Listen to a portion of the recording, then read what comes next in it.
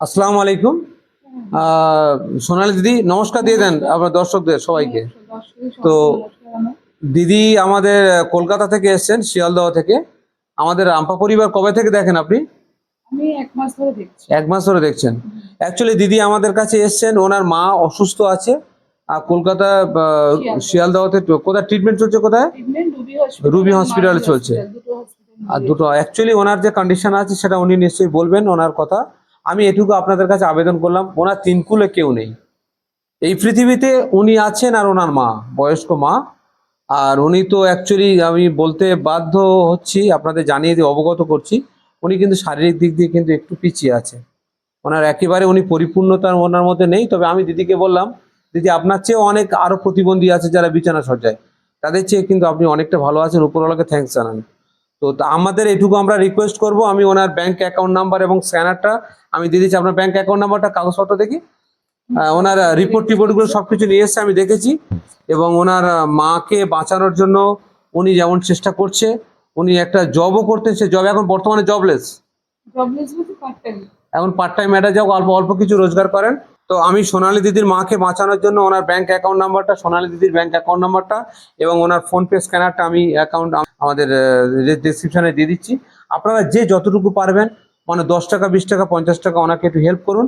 আর একটা কথা বলি, সারা জীবন যদি আপনারা দিতেও থাকেন, তো উনি তো হ্যান্ডিক্যাপ্ট, উনি নিজেও তো এরপরে অসুস্থ হয়ে পড়বেন। তো ওই জন্য বলছি, ওনাকেও দিলেও আমাদের চলবে।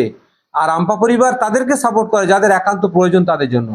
আপনারা দেখেছেন অনেক মুমূর্ষ রোগীকে বাঁচানোর জন্য আমি আপনাদের দ্বারস্থ হই। আমি এটুকু বলছি, আমরা যদি ওনাকে হেল্প না করি, উপরওয়ালা কিন্তু কোনো না কোনো ভাবে কিন্তু করিয়ে দেবে। আমরা কিন্তু সমস্যার মধ্যে পড়ে যাবো, পরীক্ষায় আমরা কিন্তু ফেল। ওই জন্য বলছি, সবাই মিলে আমরা যেন দিদিকে একটু হেল্প করি। দিদি আপনার কিছু বলার থাকে আমাদের দর্শকদেরকে বলুন। এটুকু আমার বলার আছে, যদি আমাকে সবাই মিলে একটু হেল্প করে তাহলে আমার মা পুরোপুরি সুস্থ হবে, না হলে আমার মায়ের জীবন খুব সংশয়ে দাঁড়িয়ে আছে। তো সবার কাছে আমার এটুকুনি রিকোয়েস্ট, যেন আমাকে একটু হেল্প করা হয়, সহযোগিতা, একটু সহযোগিতা সবাই মিলে একটু যেন হাত বাড়িয়ে দেয়। আপনার মায়ের সমস্যা কি আছে? আমার মায়ের হচ্ছে রিমোটেড arthritis plus brain stroke plus sodium পটাশিয়ামের প্রবলেম। ডক্টর যেটা বলেছেন, ডক্টর সৌম্য দে, রুবি হসপিটাল, এবং মারারি হসপিটালের ডক্টর সম্রাট রয় এবং ডক্টর সরস্বনী, উনি দেখছেন এবং ওনার হার্টেরও প্রবলেম চলে এসেছে। হ্যাঁ, যেহেতু আমি একজন হ্যান্ডিক্যাপ মেয়ে, যেহেতু আমার এখন এই মুহূর্তে চাকরি নেই, সেহেতু আমি সবার কাছে একটা রিকোয়েস্ট রাখলাম। আমার প্রত্যেকটা ফ্যান ফলোয়ারকে বলবো, 1 টাকা হলেও 2 টাকা হলেও সামর্থ্য মতো আপনারা দিদির অ্যাকাউন্টে পাঠান। দিদির মাকে আমাদের বাঁচাতে হবে। মা পৃথিবীতে যাদের আছে তারা জানে, যারা হারিয়েছে তারাও জানে। মানে আমরা এটুকু বলতে পারি, আমাদের মা মানে পৃথিবীর সবার মা। আমরা চেষ্টা করব দিদির মাকে বাঁচানোর জন্য। দিদির চোখে জল একটু আগে আমি দেখছিলাম, খুব মানে ভেঙে পড়েছিল।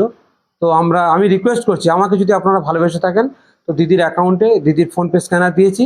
হ্যাঁ, আপনাদের এটাও জানিয়ে দিই, দিদি কিন্তু হকদার, দিদি প্রাপ্য, যোগ্য, এটা পাওয়ার যোগ্য। দিদি কিন্তু নিজে হ্যান্ডিক্যাপ্ট। ওই জন্য বলছি, আপনারা একটু আর্থিকভাবে প্লিজ প্লিজ প্লিজ সহযোগিতা করুন।